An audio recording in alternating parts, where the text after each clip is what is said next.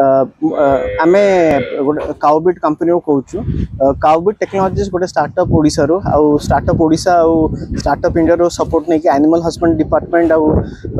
Odisha government रो partnership रे आमे कोन करछु गोटे गाईर आईओटी डिवाइस बनाउछु जोटे गाईर बेकर लागिवो आ बेकर तांकर डेटा रू केते बाट चालुचंदी बसुचंदी उठुचंदी आ बुलुचंदी से डेटा गुडा कलेक्ट करिकी मोबाइल एप्लिकेशन द्वारा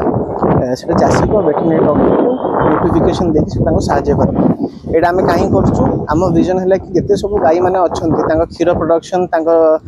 हेल्थ केमती ठीक रहा राइट टाइम रे एआई आर्टिफिशियल इंसेमिनेशन केमती दे हम से सब जिनस आम मोबाइल एप्लिकेशन ट्रैक कर चाषी को नोटिफिकेशन दौर बहुत हेल्प कर राज्य रे गोटे सीनियर ऑफिसर को लोकेशन वाइज डेटा अनुसार से डिसीजन भी नहीं पारे और चाषी को सेटा बहुत साहाय्य कर गोटे गाई को जो टाइम रे आर्टिफिशियल इंसेमिनेशन कले जे तार क्षीर प्रोडक्शन बढ़िया तार छुआटा प्रेग्नेंट हम माटा प्रेग्नेंट हम से बहुत साहाय्य कर। Thank you.